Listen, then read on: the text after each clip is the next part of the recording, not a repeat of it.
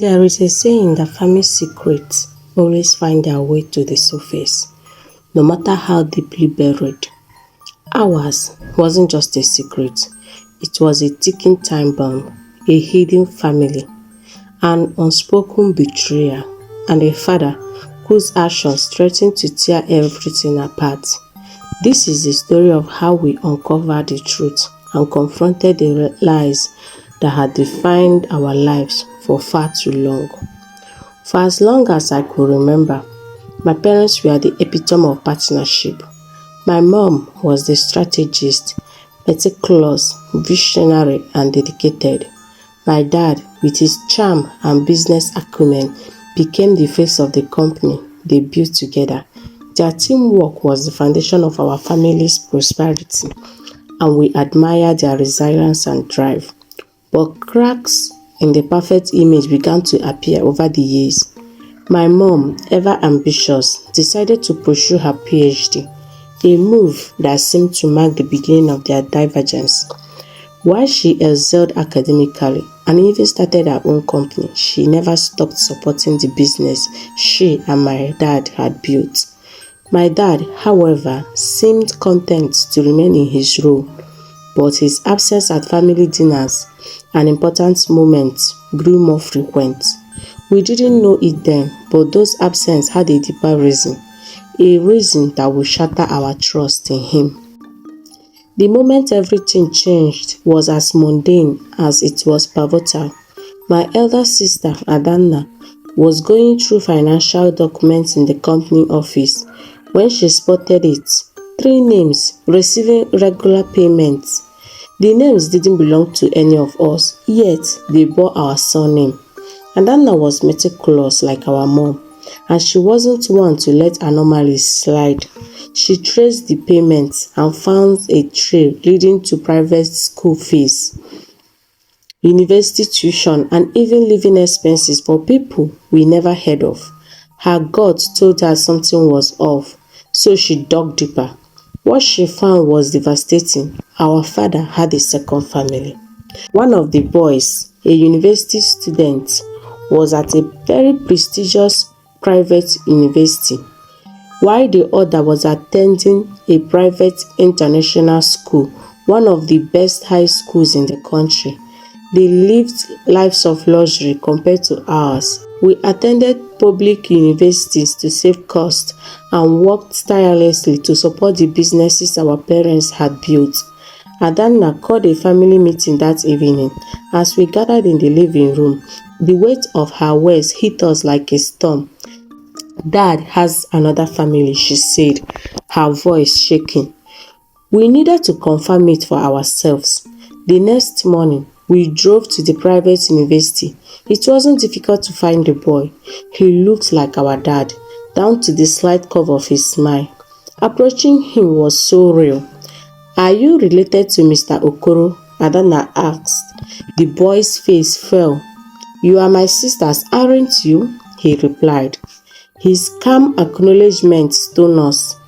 He knew about us all along, while we had no knowledge of them. He even admitted to attending family gatherings, our family gatherings, from a distance, watching us like strangers.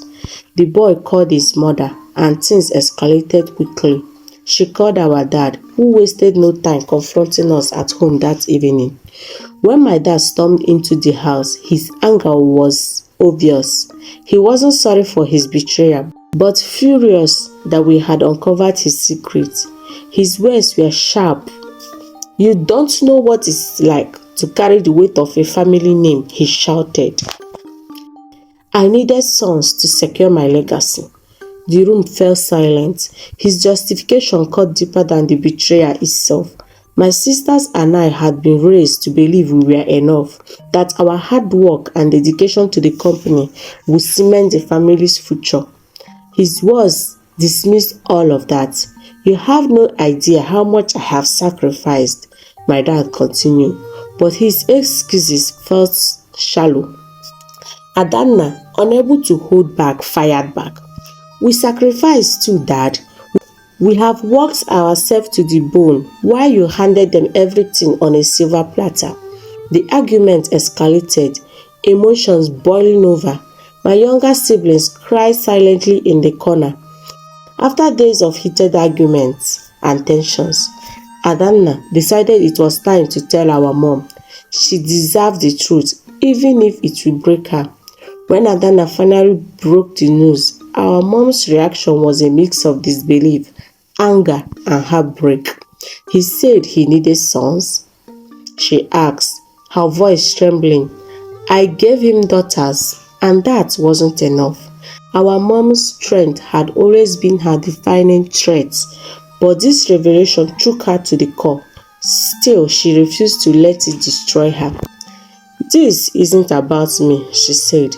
This is about all of us, about the legacy we have built together. We won't let him destroy it. The weeks that followed were different.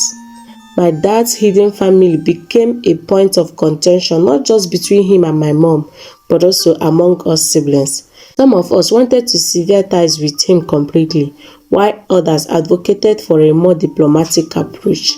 Our mom, with her legal acumen and connections, ensured her remaining shares were protected.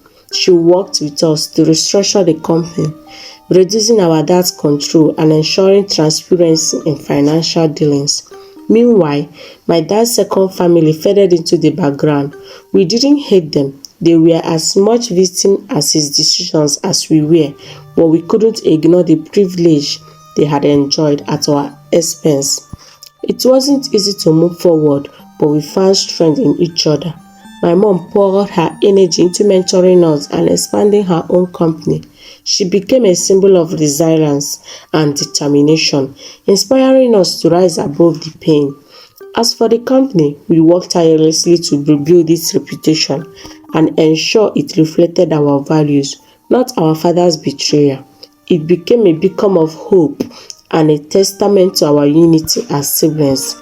In the end, the experience taught us that family isn't just about blood, it's about trust, loyalty, and shared values. My dad's action might have fractured our trust in him, but they also brought us closer together as siblings and gave us a renewed sense of purpose. And as we stood together watching the company thrive, we knew one thing for certain: we will never let history repeat itself.